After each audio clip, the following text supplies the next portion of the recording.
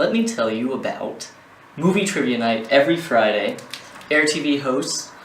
You form a team of up to 5 people because the winning team gets 5 movie tickets.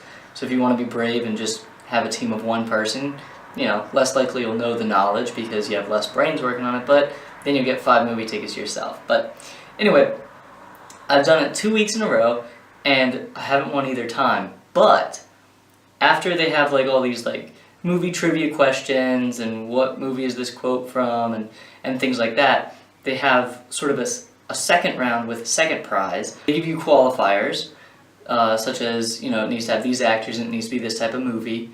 For example, last week it was a gangster film with Judi Dench and Helen Mirren.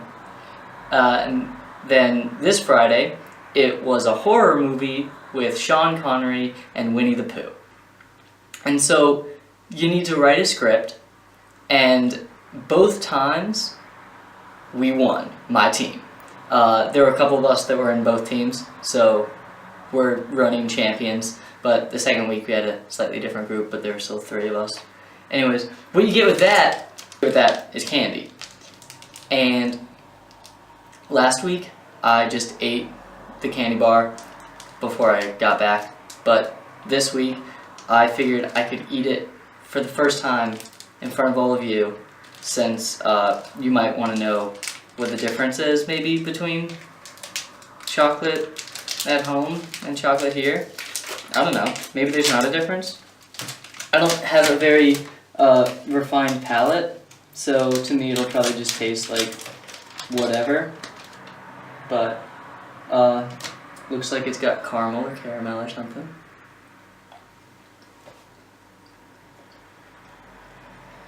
I don't know, it just tastes like chocolate. Maybe it's not special.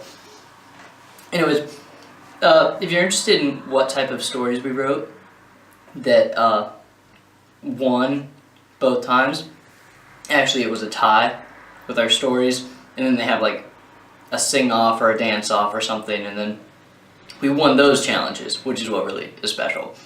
But they always like it to be a tie so that they can have that dance-off thing. But the gangster film, it didn't specify if it was a gangster film from the 30s or a gangster film from today, so we had both. And Helen and Judy were part of different gangs. One in the past, and they did swing music. One from today where there's rap music and they get together and it's a love story and it's a musical. It was called Singin' in the Gang, like Singin' in the Rain. You get it? And then the horror movie with Sean Connery and Winnie the Pooh.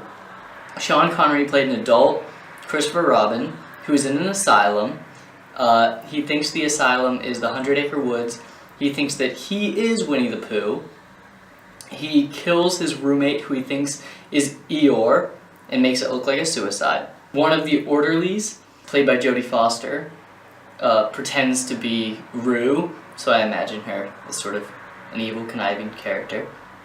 Helps him escape the asylum, and Sean Connery, thinking that he's Winnie the Pooh, buys drugs from a drug dealer named Tigger, and then goes on a murder rampage, and he eats people's blood like it's honey.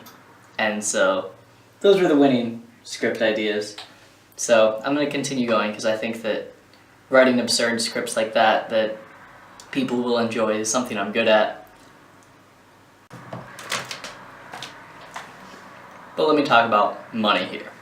It's, I think, a bigger topic. So, they really like coins here, I've realized, and my wallet isn't meant for coins. For example, they have a 2 cent or a 2 pence coin. They have way more coins than us. They've got a coin for £1, they've got a coin for £2, so needless to say, if you hand them a bill, you're most likely to get a bunch of coins back. My wallet doesn't have a coin section, it just has a bill section. And even the bill section, I think some of their bills, they're not all the same size, and so some of them are too tall for my wallet, and so, anyways, It's very different, very unique here. Another thing about money is laundry here. So let me backtrack a little bit and talk about my laundry situation. At first, I was like, I've got a sink in my room, I'll just hand wash everything, no problem. But I don't really have the space to dry all of my t-shirts and things like that, so I can't like do a load in the sink. Maybe I could like do laundry every single day. And then I've got jeans that, and the sink's actually pretty small. Anyways, I'm learning that doing it in the sink is a lot of hard work, and it might not be worth it. But I'm still really conflicted because translating how many pounds it costs to do a load, wash and dry, in US dollars, so you can understand this, it's $6, which is outrageous. And it's very depressing knowing that back home, my home university this year is offering free laundry to everyone. So if I had studied abroad last semester, I would have been like, oh man, it's so expensive here. And then I would have gotten home, and the first day of classes I would have learned that laundry is free this year, and I would have been, oh sweet. But now I feel like I'm losing even more money.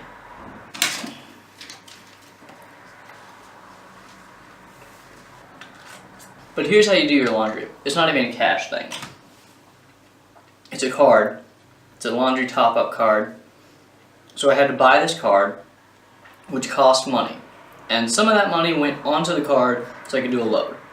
And then I need to go online, create an account, and all that jazz, say specifically where I'm going to use the money. So not only I have to say I'm at the University of Sterling, but I have to say which housing development at the University of Sterling I'm going to use that. So I don't know if my card, like, if I put money on it, if it won't be usable elsewhere, or if maybe it's just a safety feature, because I think what might happen, I haven't done it yet, I'll get to that in a second, but it might give you a code and then you go downstairs and then put this in a machine and type in the code, and then that money then gets transferred here. That might be how it works. But you need a PayPal, which I have a PayPal. I haven't used it in a long time, so I figured out what my login was and stuff, and my PayPal doesn't have any money on it. But basically PayPal is just an in-between between your bank and buying stuff online. That way, if the website you're using is compromised, it just goes to your PayPal and not to your real bank. So I put money from my bank onto my PayPal, and then I can use that PayPal online. And that way, they don't have access to all the money I have. They just have access to like the little bit of money I put on there. But the thing is, it takes a couple days, like 3 to 5, and so I'm basically gonna not have clean clothes for 3 to 5 days. I was hoping also that I could tell people that are asking, hey Jacob, what do you want in a care package? And I'll be able to be like, buy me laundry. But after looking at the website, I don't know if it's possible for anyone else to go and get money and then give it to me on there. But, whatever. I am trying to save money all the other ways that I can possibly save money. But, anyways, that's a little update, I guess, on stuff going on. That's about it. I don't think anything else is happening. Oh, and for anyone wondering what I'm eating, another update on that is I did get Spam the other day. I haven't opened it yet, but I'm probably going to have some Spam and eggs, and I look forward to that.